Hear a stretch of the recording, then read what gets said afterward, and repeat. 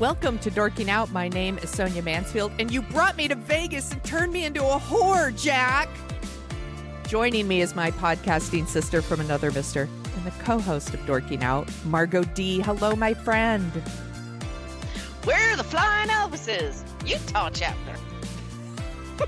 We're dorking out about 1992's Honeymoon in Vegas. We were inspired to do this one by James Caan passing away. R.I.P. Yes. R.I.P. on this one. I hadn't seen this movie since the theater, so this was actually 30 years ago. Yeah. Oh my God. I feel old. It's written and directed by Andrew Bergman. It stars James Caan, Nicolas Cage, Sarah Jessica Parker. You got Peter Boyle in there. You got Pat Morita. I'm always happy to see Pat Morita. He's special. Mr. Miyagi, yeah. Little baby Bruno Mars. Bruno Hernandez, Yes. and he's adorable. Everybody drink. And then Tony Shalhoub shows up in there. We got Anne Bancroft for a minute. Like, did you see this movie in the theater? No. I'm pretty sure I did, and I liked it fine and have not revisited it since. I actually think this movie's really cute. It is. It's cute. It's lighter than air. It's kind of funny to me, but it's not the best use of James Caan, but I'm glad to see him in there. Yeah. I think Sarah Jessica Parker is smoking hot. My God, this is the cute. This might be the cutest she's ever been. Like, she's really, peak.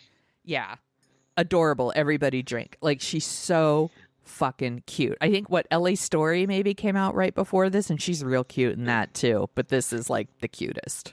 Yeah, I like Nick Cage, and I love. Me too. Nicolas Cage yelling is like one of my favorite things. There's so much, like frantic, worked up, like comically frantic Nick Cage. He's such a good actor. I love Nicolas Cage, and yes, he's really good at like screwball comedy. He's so good at it.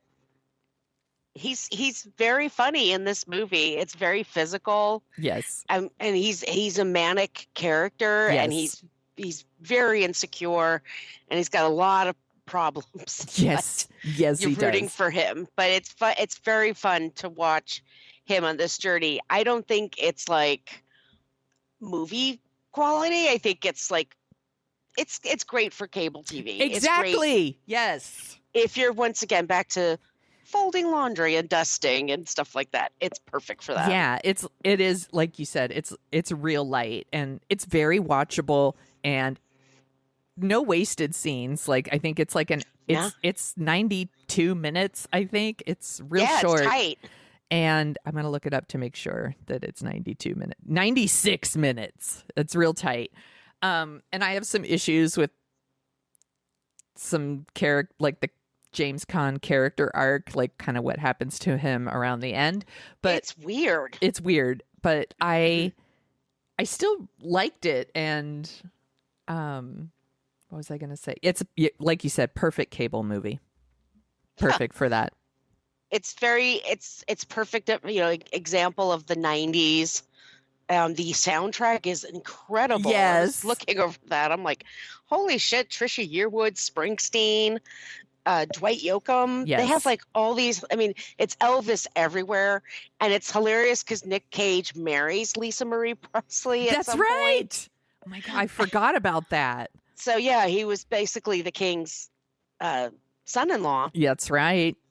For a little bit there, it's wild. Yeah, and he seems like he's having fun. I think so. And like I said, these are kind of my favorite Nick Cage performances. He is really like he also did a movie called It Could Happen to You, which is adorable. Everybody drink. It's real cute with Bridget Fonda, and He's such a good actor. He's like, he can just do so much. He can do something that's so dark and fucked up, like Leaving Las Vegas. He could do something like The Rock. He can do a screwball comedy like this, or Raising Arizona, or Moonstruck, which we've done an episode on already. Like, what an awesome resume Nick Cage has. Like, he's so good. He really is. He's great. This is like, it's peak everything. I think, I don't know if the story would work nowadays where you put your wives and girlfriends up as collateral for Goombas at a poker game. Okay. But yeah. And so we'll go through that. Yeah. So for people who haven't seen it, Nicolas Cage plays Jack, whose dying mother makes him promise he will never get married because no woman will ever love him as much as her. And I was like, that's shitty. Yeah. As Margo, like, it was, if it's not one thing, it's your mother. It's your mother. Yeah. Yep. And so he makes that promise. And then he also works as a private investigator. So he's spending his time catching people cheating on their spouses. I think a noble profession. I was gonna say, yeah.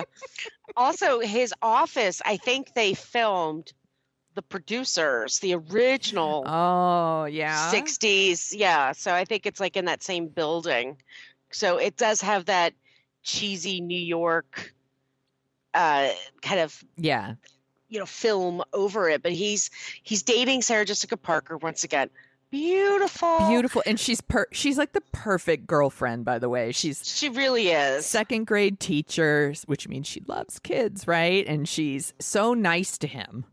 Like, she's very supportive. Yes, helps with his poker night and like goes on jobs with him, and of course she's gorgeous, and she's just so patient while he's working through his shit. But like, right, a year, they're more than a year into their relationship, and as she knows there's like no commitment coming because of his shit with his mother, and she just starts kind of drifting away because for a lot of women in particular, you get into your 30s, you want kids and family.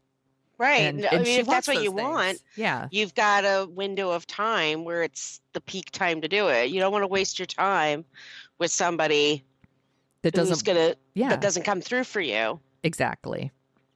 And so she wants to get married, and he doesn't want to lose her. And the truth is, like, he wants to marry her. It's just the thing with his mother, and like, it feels like a real stupid reason, to be honest. But yeah, okay, but that's the whole premise of the movie. So they go to Vegas, and they are going to get married in Vegas. And James Caan sees Sarah Jessica Parker in the lobby of the hotel, and she looks just like his wife, who he had lost to skin cancer.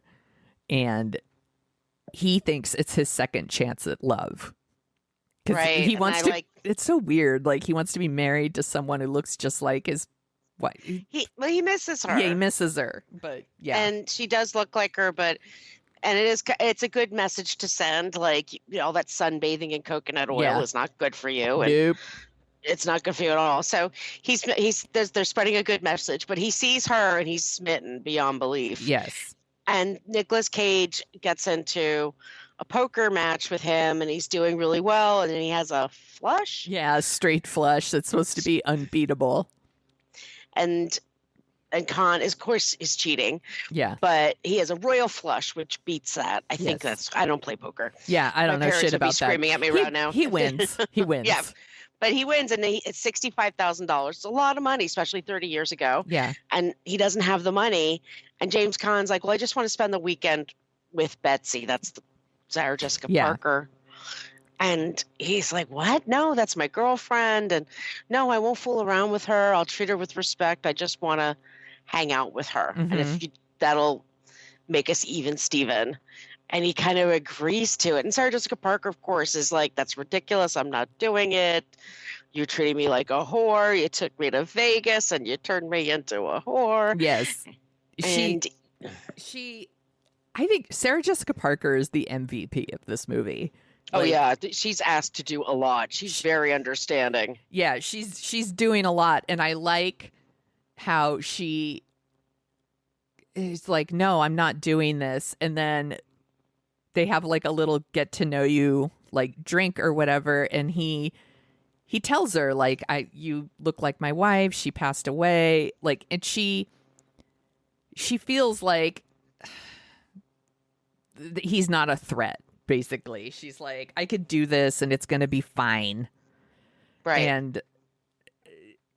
And so I like how she very casual, like, it's just like, yeah, and I'm gonna do it, and we're gonna go to Hawaii instead. And that's when like Jack starts freaking out because now she's being super calm about it, and it's like, yeah, I'm just gonna do this thing and have it. And he's like, why are you not freaking out? Like, so they have this thing. And by the way, Indecent Proposal, which we also did an episode on, came out the following year. So this movie was first with the whole like losing your girlfriend in Vegas vibe. But it's normally a much more depressing thing, because there are movies that have girlfriends, yes, or grumatzes or whatever used as currency, yes, by people.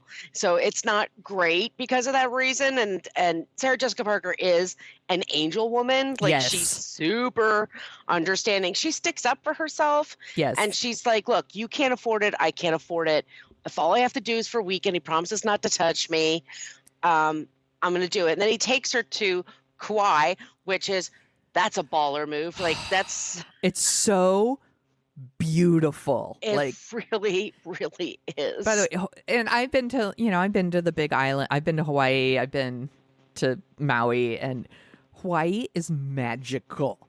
It's beautiful. It really, really is. It's hard when you go there to be anxious. Like, you're just you have to just take it all in. It's beautiful. It's a gorgeous house. And he's smart. He's taking her by the water, watching the sunsets. And it's just, they made some really good choices. Like, because the sunset there is spectacular. It's just. There's a whole thing where like everybody stops what they're doing and they watch the sunset. That's what they do there. It's also what they do. And what's the movie I'm thinking of? Billy Crystal. They do it in Key West and Running Scared. Running Scared. So we need to do that more often, Sonia. Yeah. When I was in Hawaii, everybody was stopped and looking at the sunset, and it got really quiet. And I was like, oh my God, what's happening? Everybody stopped. Like, I was like, something bad happened. Somebody's drowning or something. And like, they're like, it's the sunset. Everyone's watching the sunset. Like, oh, yeah, it's a thing. It's a thing, and it's a schlep to get there. It's not. Yeah. It takes a while, but it's worth it. So she goes, beautiful house. He has a nice son who's married, has a kid. He just seems like a really nice guy. Yeah, and lonely.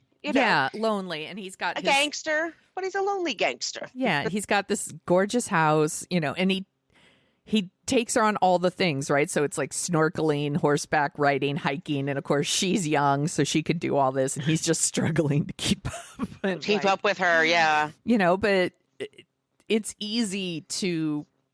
She doesn't fall in love with him, but like, it's easy to fall in love with people when everything's perfect and amazing.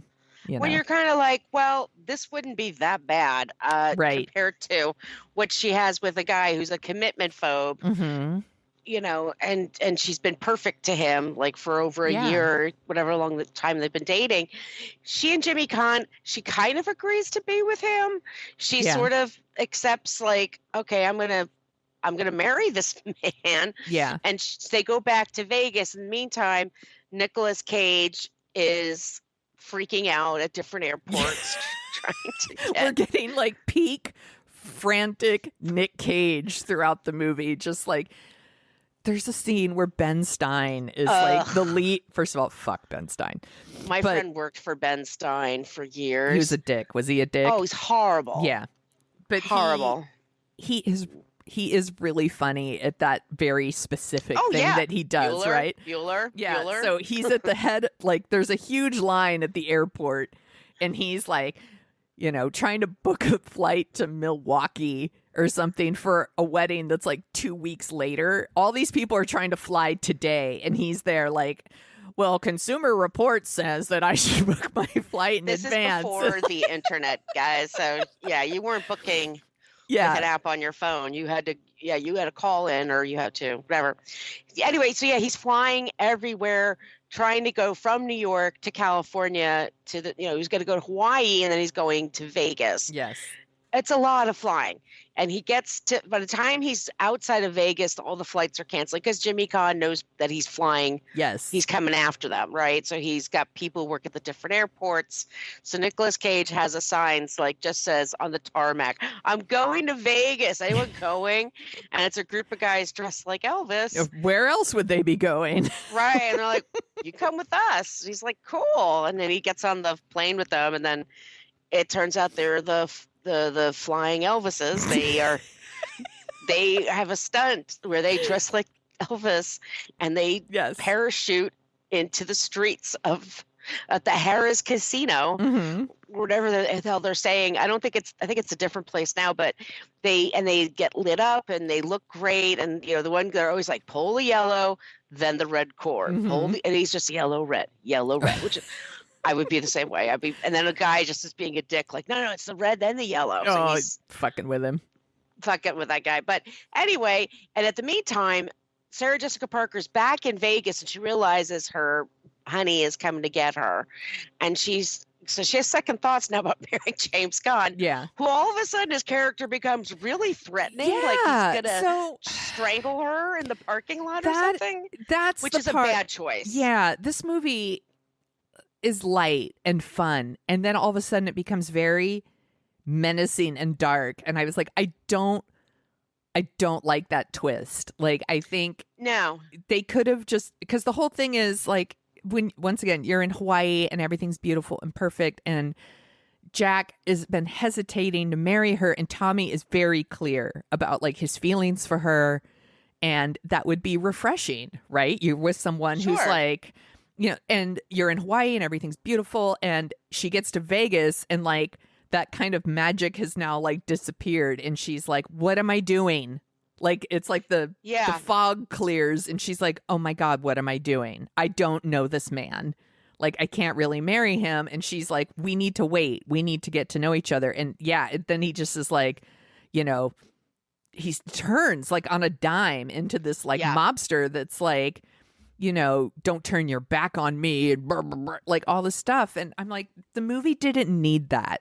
No, it's a big failure. It's a poor choice. Yeah. If they had kept him sweet, yes, but maybe a little dumber or something, and then she kind of gets away from him, and then they introduce somebody else that he could be the new girlfriend or something.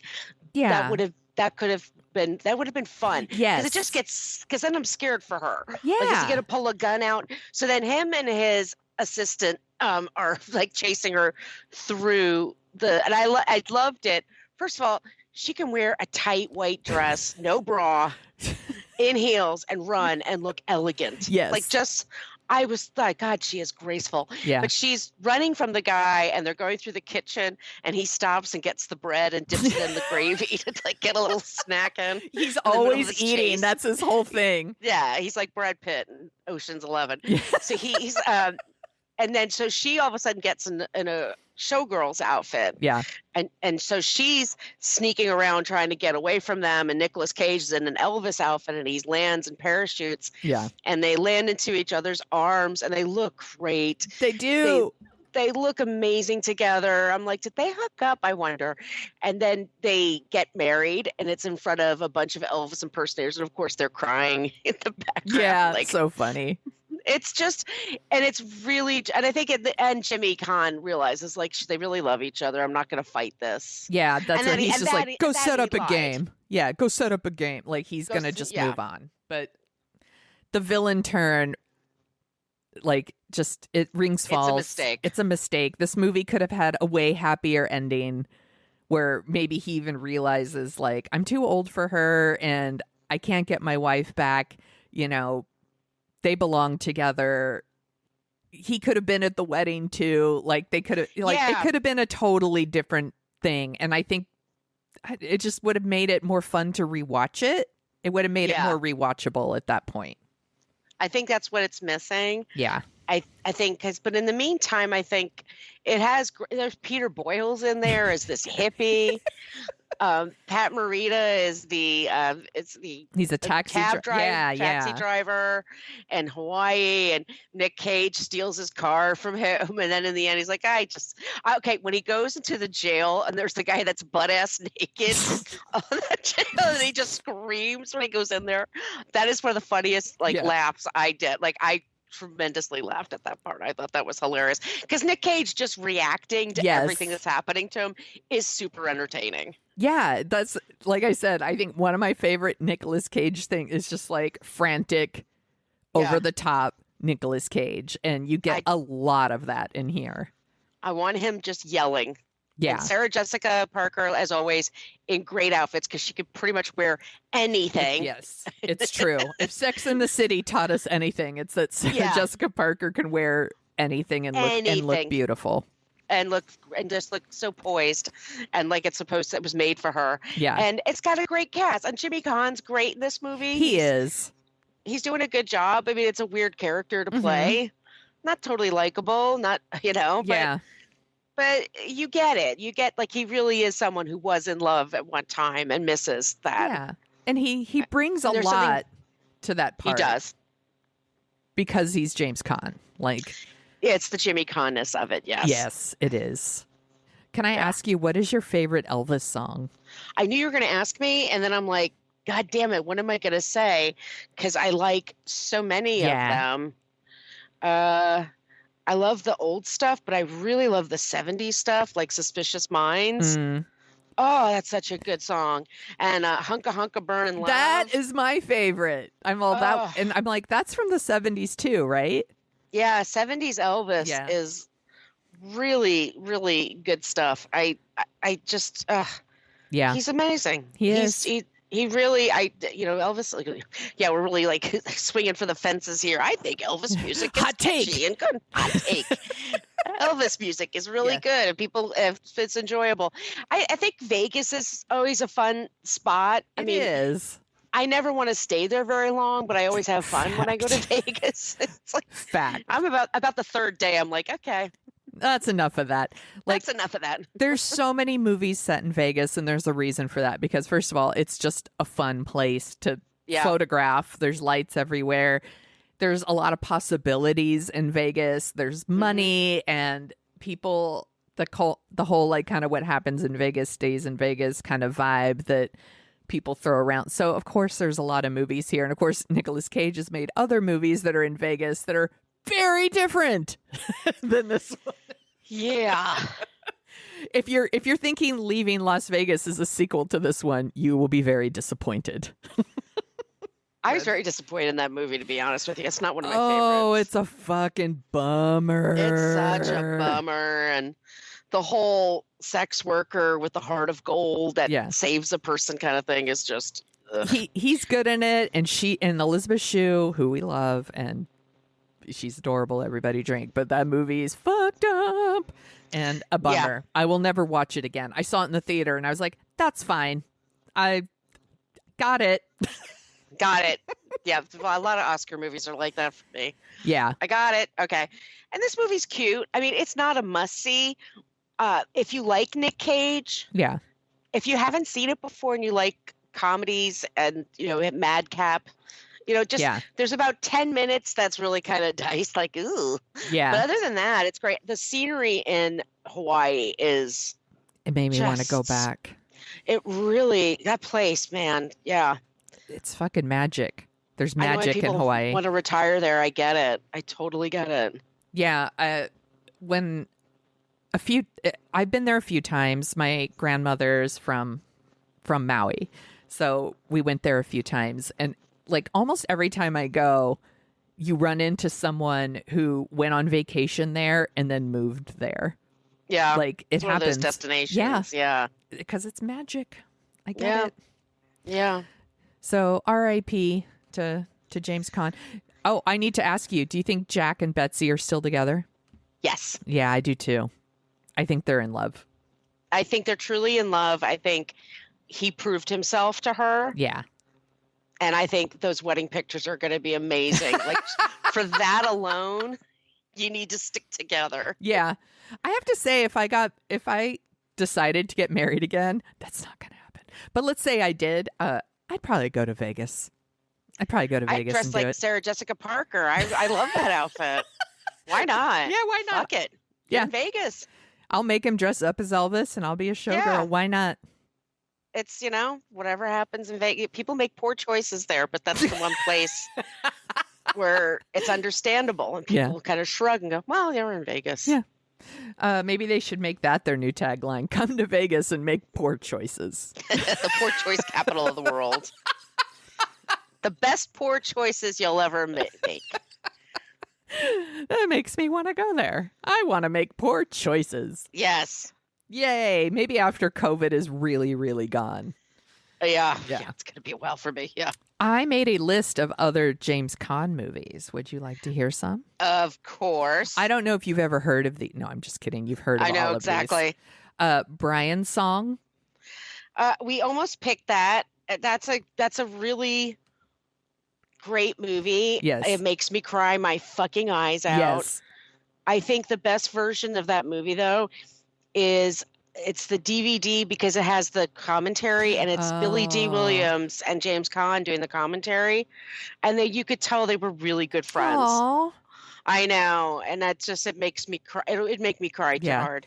I think a lot of people our age have a story where they say, the only time I've seen my dad cry is when watching Brian's Song. It was a movie they showed at school, like for kids who had later buses, they would show movies. Mm-hmm. It was very weird. Yes, I remember this. So I remember that was one of the ones. And there were kids, like, they were calling their bus and they were just like, no, I'm going to stay. I got to figure out what happens. And then a bunch of 10-year-olds just bawling. What the crying fuck? uncontrollably. I know. Let's bum these kids out and send them home to their parents. So I don't know if you've heard of this one. The Godfather? Never heard of it. Never heard of it. Hot take. Great movie. Really great movie. And it's like, I discover new every time I watch it. I find something else, or I'll say to myself, I'm just going to watch this person's performance. I'm going to really pay attention. Yeah. It just always pays out. It pays out. Yeah. It's a really fucking great movie. I'm not watching is it Peacock or Paramount that's doing The Offer? Is that what it's called? I saw it. It's okay. It was fine. All right. It's a thing to watch. Okay. Rollerball. Haven't seen it in a long time. I like movies like that, so I have seen it. It was a long time ago. I'm sure I would be very entertained by it now, too. Chapter 2. Never seen it. I've never seen it either. Thief. I wanted to see that. Yes. It's one of the ones, like, I know I saw it back in the 80s. Yes. But I would like to see it now. Maybe I'll watch that this weekend. Yeah, I was thinking the same thing. I've got my boy this weekend, but maybe next weekend I would watch it. I'm thinking about going down a whole Michael Mann rabbit hole. Something about Michael Mann. Yeah, his movies work for me, and I'm like, I should do a whole rewatch. Maybe I'll do that. I remember thinking this one was real cute. Kiss Me Goodbye. Do you remember this one? No. It's James Caan, Sally Field, and Jeff Bridges, and like Jimmy Caan dies and doesn't want Sally Field to move on, kind of comedy. One of those, one of those like Chances Are type movies. I do like those. Yeah, I tend to like those too. This is a good one. Alien Nation. I haven't seen that in a long time. I remember really liking that one back in the day, and it's and then it was a TV show that I didn't really watch, but the movie was quite good. And I know you've heard of this one, Misery. Great movie. Yes, so good. And they're both really fucking great in it. Hot take, Misery's really great. Yeah, it's intense. It pays off. Yeah, it's super good, and he's so good in that movie. Yeah. Like she stole the movie for sure, but like I think he's underappreciated in that one. He's real great. And then we did an episode on this one. It's one of my favorite holiday movies, Elf. Yeah, he's so good in Elf. He is. He was really good at comedy. I think I don't know. Is it because he just played it so straight? I think that's it. I think they're kind of goofing around him, but yeah, he's a good foil. Yes. Yeah. Yeah, I love it. And then the last one of the last movies he's ever made, and I didn't see it, called Queen Bees. No, I don't know that one. I don't either. Hold on. I should have written this down. Queen Bees. I'm going to look it up for us. It came out in 2021, and it's got like Ellen Burstyn, Anne Margaret, Loretta Devine, James Caan, Christopher Lloyd. There's a lot of people in this movie. Dang. A romantic comedy, ensemble cast. I forget. Damn, what was this one? I need to watch it. I might be into this one. I like old ladies.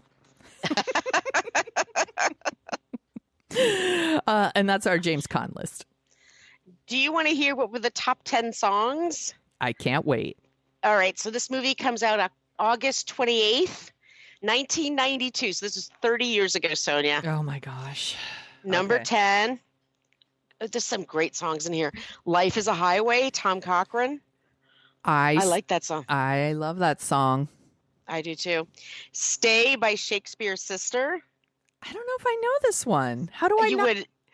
I'm not going to sing it to you, but yeah, you know it. I'm sure I do. This song was amazing. I really liked this song. Just Another Day, John Cicada. It's catchy. It's catchy as fuck. Yeah, it is. En Vogue, they had a big year. Giving Him Something He Can Feel. I was so into En Vogue. That album, that CD. Yes. Holy shit, that was a good one. Never gonna get it. Humping Around, Bobby Brown. I know that one. I was into Bobby Brown back in the day for sure. Love Bobby Brown. Yeah. Sir Mix-a-Lot, Baby Got Back. Fucking perfect song. It's a perfect song. My mom always requests it at weddings. It kills me. Madonna, This Used to Be My Playground. That song makes me sad. It is. It's a good song. This song, holy shitballs. Guns N' Roses, November Rain. That was epic. I'm going to talk about some Guns N' Roses stuff under what we're dorking out about, but that song, it just, what an epic. It's an epic. It's epic. Yes. Boys to Men. I'm sorry. TLC, Baby, Baby, Baby. I loved TLC. They're fucking great. And then Boys to Men, this is the number one song at the time. End of the Road. Oh, that was from the movie. A sad song. That movie it was from Boomerang with Eddie Murphy. Oh, yeah. And it played at my theater, so I heard that song all the time, and I used to like just be sweeping up popcorn and humming along. To Boys to Men. Yep. Such a good one. So why don't we take a break, and then we'll come back to what else we're dorking out about.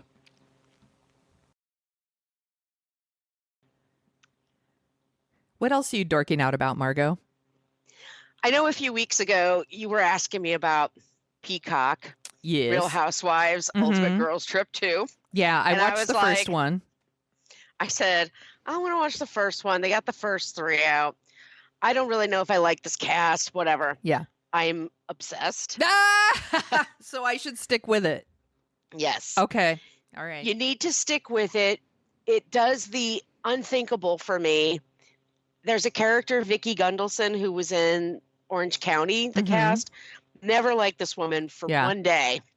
And here, Dorinda is so obnoxious and so terrible that I'm actually kind of liking Vicky. I kind of see her value, which I never saw that coming.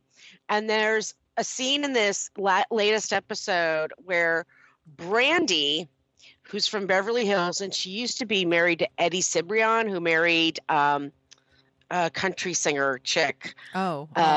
What do I do without you? Leanne Rimes. Thank you. Sorry. He left her for Leanne Rimes. Right. I remember this. Okay. Yeah. So she's kind of a drunken mess and a meanie. Mhm. And she says something really kind of terrible, but she has an argument with Dorinda. And she and Phaedra go to the bar, and she's separating herself Mhm. because it's going to be intense. And then Phaedra turns to her and says, you know, you got to be nice. She's a few years older than you. She could be your mama. And Phaedra goes, she's only like 5 years older than me. And then Phaedra goes, what? And then they start laughing so hard. The bartender starts doubled over laughing. He's wearing a mask on his face. Like, it's such... this show has comedy gold. All it's right. really, really great. So they stopped, because I watched the first episode and it was just like the OC and Beverly Hills women fighting about shit that happened on their show. Yeah, there's still that. Look, Okay. That's always going to be there because they're smart. They hire women that were fired from their shows that don't want to show how thirsty they are. So they make fun of the other ones for being thirsty, but I'm not being thirsty. And then it's like, they're you're all spending thirsty. 2 weeks of your life in the Berkshires in one spot, being recorded all day, you know, doing things you don't like to do, like charades and aerobics and shit like that, just to be on television because you miss it. Right. And it's really fun to watch. It's just fun watching women living out loud and That's true. Yeah. Just being their sometimes best selves, sometimes worst selves, but it's just, I can't help it. I mean, I like it. It's just like my tonic, and it makes me, so I'm watching that, and trying to think of anything else this week. I'm dorking out about I saw, it's called Drunk Stoned. I like it already. Yeah, let me bring this up because I'm talking about National Lampoon on another show. And so there's this documentary about how National Drunk, Stoned, Brilliant, Dead. And it's streaming everywhere. It's on Amazon. And it's just really interesting. It's my third time watching this. And every time I watch it, I'm like, a lot of National Lampoon like kind of had the lockdown on what humor was in the 70s and 80s. And it was very male driven and very rich male. Like all from wealthy backgrounds. I'm like, wow, it was a really kind of small slice of people that got to dictate what we thought was funny and / dangerous. One of them being PJ O'Rourke, one of those blowhards that I've always hated. And like, he was the editor there. And but it's very interesting. There's a central mystery over one of them, Doug Kenny, who played Stork in Animal House. What the hell are we supposed to do, you moron? Thank you. That's my Stork. It's good. It's good. And I've been perfecting it. He died at 33. Oh man, that's super young. In Hawaii. That's sad. It's super sad. They don't know if he fell or jumped from a cliff. Oh, damn. But that's like, he died in 80 or 81. And then like Belushi was a couple of years later, and Chevy Chase is a mess. Like there's all kinds of, but it's just like, it was a magazine. And then a bunch of them broke into Saturday Night Live, and then National Lampoon had all their movies. And it's just, it's if you're interested, it's streaming on Amazon. And like I said, it's just really interesting. It's just every time, it's not like I said, third time watching, I'm like, oh God, they're all really fucking wealthy. Like they just, this is a very small pool of people. That is so interesting. I will definitely check it out. Yeah, I think I really enjoyed it. And I'd be very curious on your take. Yeah. All right. I'll put it on my list. On your list, magic list. I am watching a few things. One, I wanted to say, have you watched Severance? Yes, it's really good. Yeah, I'm late to the party. I just finished it. That show is bananas. It's bananas. Like, I'm fully into it now, fully invested, ready to go down the rabbit hole, reading all the hot takes about it, because there's so much to talk about with a show like that. The idea of, like, the whole premise is that they you split yourself. So there's like a work self that's like separate from your outside work, and they become a separate person when they're at work. And just the idea of like doing that to yourself and why they do that to themselves, and then the mystery they're trying to solve about the company that they all work for. It's so fucking good. And Ben Stiller is such a good director. I think he manages, for someone he admits like he's never had a day job. His parents were in show business. Yeah. He's always worked in show business. He gets that office culture really well. Yeah. Yeah. There's just things about it. Like the look of the show, like the office shit is like, there's some very specific like Office Space qualities to it that is like real spot on. Office Space should be on our list, right? Office Space should definitely be on our list. Maybe we should do that one next. I love Office Space. Well, we have Adam coming soon. Yes. Too. We have to. Yeah. Yes. I can't wait to talk to Adam. I miss him. We miss him. Yeah.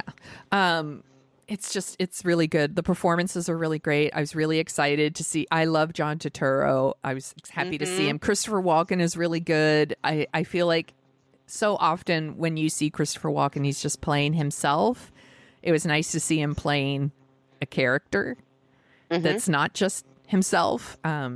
It's super good, and it's on Apple TV. If you haven't seen it, I want to give a shout out to RuPaul's Drag Race All Stars, fucking giving me joy every week. Just joy. It is on. I'm watching it on Paramount, and it's just so fucking good. These All Stars. I don't know how they pick winners every week. Like, they're all amazing. They're all beautiful and hilarious and creative, and it's just. Every episode is joy because they're not eliminating anybody, because it's just they're all just competing to be like the ultimate legend or whatever. But they're all past winners, so they've won before. They want to win, but they're not being like super competitive about it. It's super fun. So I highly recommend. And then I wanted to say I went and saw Thor: Love and Thunder the other night. It is very entertaining, and there is so much fucking Guns N' Roses in that movie. So there is they use like the 4 top like Guns N' Roses songs in it, including November Rain. It's very Ragnarok like, because it's Taika Waititi directing it again. I love Ragnarok. Yeah. Like, I don't love it as much as Ragnarok, but it's very entertaining. And I love Chris Hemsworth as Thor. Love. Like, first of all, we've talked about this before. I think Chris Hemsworth has it. Like, the it factor. Like, you like him when you see him in a movie. It's not fair that he's so handsome and funny. He shouldn't be able to have both. Right. But he does. He's really great. Tessa Thompson. Love. She's so great. And then Natalie Portman is returning to this one, and as his love interest Jane. I'm still not all in on Natalie Portman in these movies. I feel like she's kind of miscast. Yeah. But I mean, she's good. She's fine. She feels too serious for this kind of movie for me. Yeah, but, I get that. Yeah, but she's good. She's fine. It's a very entertaining movie. I liked it more than, say, Doctor Strange Multiverse, whatever the fuck that one was that came out. I'm like, I really wanted to like that one and didn't. And I love Benedict Cumberbatch as Doctor Strange. I just could not get into that one. But Thor: Love and Thunder is super fun. And there's just so many needle drops of Guns N' Roses. Like, you know how they used Led Zeppelin in Ragnarok? They use Guns N' Roses in this one. And all of it is like chef's kiss. It fucking works every time. I'm like, yes, they're playing all the hits. It's good. So I recommend it. But you could totally wait for Disney Plus. You don't have to risk COVID to go see it. Right. Nobody should be risking COVID to see anything, by the way. Like, no, exactly. There's enough streaming. Seriously, it'll be streaming on Disney Plus in like 6 weeks. So you could just wait. Yeah. And also we were talking yesterday just to about Criterion has a really unbelievably great. They always have good movies, but like this July, for me anyway, it just hits me. I saw When We Were Kings, which is a documentary about so fucking Muhammad good. Ali. Is so fucking amazing. Yeah. It's one of the best sports documentaries ever. It's great soundtrack, and it's not showing anywhere else. It's just on Criterion. Hedwig and the Angry Inch really just holds up. We should talk about that one day. That's on our list. And then Leave Her to Heaven. You liked it. It was a thumbs up. Such a thumbs up. So my friend Fred came over and we watched, at Margo's recommendation, watched Leave Her to Heaven. That movie's fucked up. And in like a really good way. I can't believe that this movie came out when it did. What year was that? I'm going to look it up real fast. 45. Yeah, 45. Because the lead character she's real dark. She's real dark. I don't want to ruin it for people, but no, keep the surprises. But she's like she's someone who's like, it's Jean Tierney who's just achingly beautiful. So beautiful. It's film noir, but it's in Technicolor. Yeah. And the locations it's like Montana and New Mexico and Lake Tahoe, and it's beautiful. And she meets a man, and then they fall in love, and then she turns out to be kind of a whack job. She's real possessive. Yeah. And it just takes these twists and turns that you're just like, holy shit. Yeah. It's the whole reason is just to see her and try to get her lipstick color, because it's the most perfect shade of red. Yes. She's gorgeous. And there's Vincent Price. Vincent Price. I love Vincent Price. I always love Vincent Price. So whenever he shows up, and sometimes we forget that he's not always in horror movies. He's not doing camp. He can actually act. Like he was a working actor. He's really good. Yeah, it's such a good movie. Like Criterion has an awesome lineup for this month. Yeah. So many things added to my watch list. Yeah. So thank you for that recommendation, because oh, you're welcome. That's one of the ones I want everybody to see it. Yeah, it played real well in this house. We were so happy. This was really fun. I'm glad we got to talk about Honeymoon in Vegas. It was fun to rewatch it. Yeah, it was really fun. And talk about James Caan. Where can people find you on the internet, Margo? You could find me on Twitter and Instagram at Brooklyn Fitchick. My site is brooklynfitchick.com, and I am on the TikTok at Margo Donahue. And you should pre-order Margo's book, Filmed in Brooklyn, is coming out very soon. You can already pre-order it on Amazon. Thank you. I can't wait. I'm so excited. I've already pre-ordered mine, and she's been sharing like pictures on her social media channels of film sites. So definitely everybody should be following Margo and checking that out. If you want to find me, you can find me at thesoniashow.com and The Sonia Show on Twitter and Instagram and the TikTok. If you like our show and want to give us a review, I'll give you a shout out on the show. You can find us wherever you listen to your podcasts, and you could email us at dorkinoutshow@gmail.com. We'll send you some stickers if you want. We take requests. So if you want to email us a request or tag us on wherever your social media channel of choice is, we love requests. It makes less work for us. Yeah. It encourages us. We find it very encouraging when you send us your ideas. Exactly. This was a good pick, though, Margo. I'm glad that we decided on this one over, say, Brian's song, because it would just be us crying the whole time. No, or Thief. I was like, we gotta pick something fun. Yeah, but this was a good one. So, good choice, Margo. You're really smart. I'm in love. I'm on sugar.